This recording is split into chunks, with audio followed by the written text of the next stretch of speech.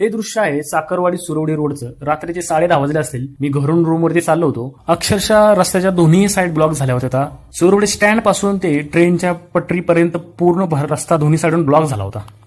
अक्षरशः मी 10-15 मिनिटं जागेवरतीच उभा होता. दोन्ही साईड ब्लॉक होतात. जायलाच रोड नव्हता. 10-15 मिनिटांना साईडून कशी बशी जागा करत मी तिथून निघालो. बघायला नक्की कशामुळे रस्ता ब्लॉक झालाय. पुढे गेल्यानंतर बघितलं तर ते कारण होतं ते म्हणजे हा चढ आणि त्या चढामध्ये गाड्या ट्रॅक्टर जाऊन पडलेला खड्डा. तो एवढा भला मोठा होता त्याच्यातून पुन्हा ट्रॅक्टर जात नव्हते. टू व्हीलरवाल्यांची तर हालतच बेकार आहे. तुम्हाला माहिती सगळ्यात जास्त ऍक्सिडेंट फलटणमध्ये माझ्यामध्ये तर ऑक्टोबर-नोव्हेंबर ह्या दरम्यानच होतं. त्याच्या मागचं कारण म्हणजे या टायमाला ऊसतोड झालेली असती आणि रस्त्याला वर्दळ असते जी या ट्रॅक्टरांची. पण यामध्ये दोष द्यायचा नक्की तरी कोणाला? या ट्रॅक्टरवाल्या दादांना जे त्यांचं घर चालवण्यासाठी रात्र बघत नाही, थंडी बघत नाही, ट्रॅक्टर चालवत असतात. आणि हा ऊस घेऊन चालले तो कोणाचा? शेतकऱ्याचाच आहे. का शेतकऱ्याला ज्याचा हा ऊस आहे, ज्याचं संपूर्ण कुटुंब ह्या ऊसावरती अवलंबून आहे. त्यामुळे दोष कोणालाच देऊ शकत नाही. आपल्या हातात आहे ते फक्त गाडी व्यवस्थित चालवणं. थोडा वेळ जाऊन द्या, आपल्याला घरी पोहोचायला वेळ लागू द्या. थांबा, थोडा वेळ थांबा, पण व्यवस्थित घरी जावा. एवढंच बोलू शकतो. थँक्यू.